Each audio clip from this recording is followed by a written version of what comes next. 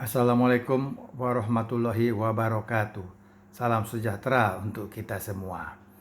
Baik, selamat datang kembali di Universitas ABRI 1. Saat ini kita akan membahas mengenai pertanyaan dan keluhan dari teman-teman mengenai lembaga survei.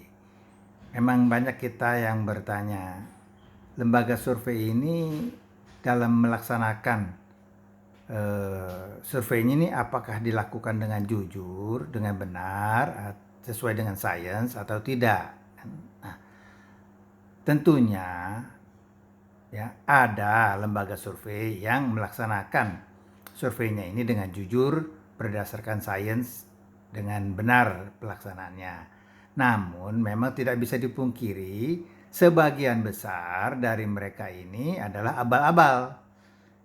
Nah, dengan dalih berlindung ya, dengan membuat tameng bahwa oh ini adalah sains, maka seolah-olah pasti benar, pasti betul ya. Padahal sesungguhnya sains yang ada di survei itu adalah hanya di formula penghitungan statistiknya. Namun perlu kita sadari bahwa tetap hasil survei itu ditentukan oleh manusia. Jadi bukan oleh sains secara otomatis.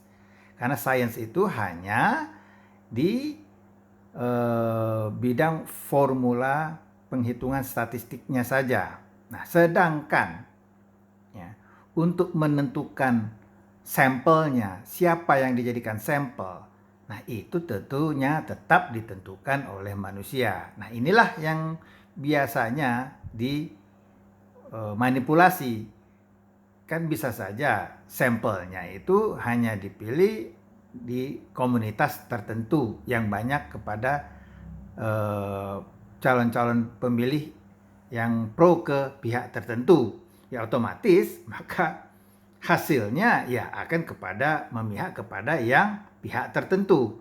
Nah, inilah yang harus kita waspadai, masyarakat jangan mempercayai begitu saja mengenai hasil survei dari lembaga survei ini yang terbukti banyak yang abal-abal.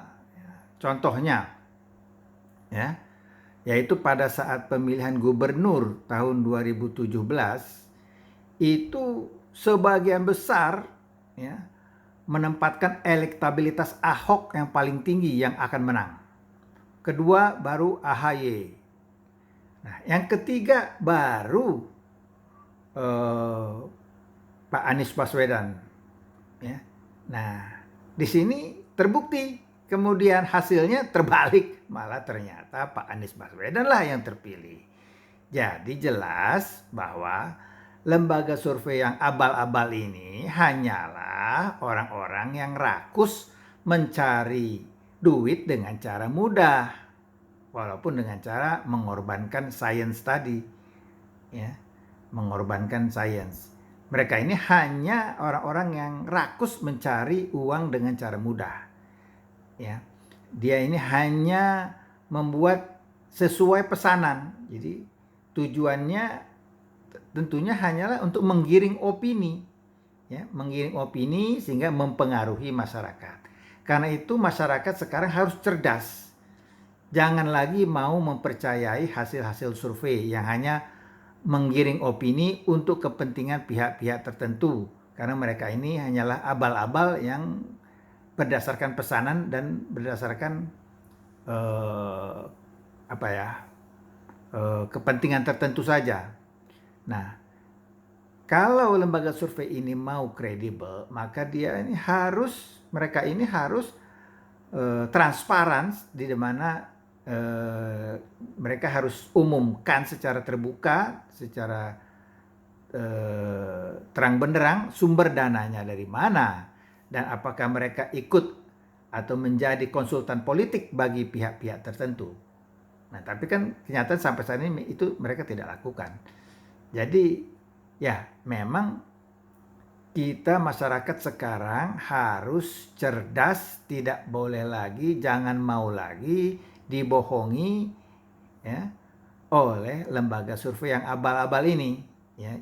Jangan percaya lagi. Jangankan percaya, didengar pun jangan, dilihat pun jangan. Udah, itu sampah, ya. Nah, jadi saya rasa itu jelas pembahasan kita bahwa survei, lembaga survei ini, ya, yang melakukan survei ini hanyalah melaksanakan pesanan. Ya, sains yang dia dengung-dengungkan itu hanya tameng saja, ya. Karena bukan berarti sains itu memang benar-benar diterapkan dengan benar, ya. Karena sains itu masih ditunggangi oleh kepentingan, masih di apa ya, diatur oleh manusia di belakangnya. Karena sains itu hanya terbatas pada formula penghitungan statistiknya saja, sedangkan hal-hal yang lain yang menentukan sampelnya dan sehingga yang menentukan hasilnya itu ditentukan oleh manusia. Baik, untuk saat ini itu dulu cukup. Wassalamualaikum warahmatullahi wabarakatuh.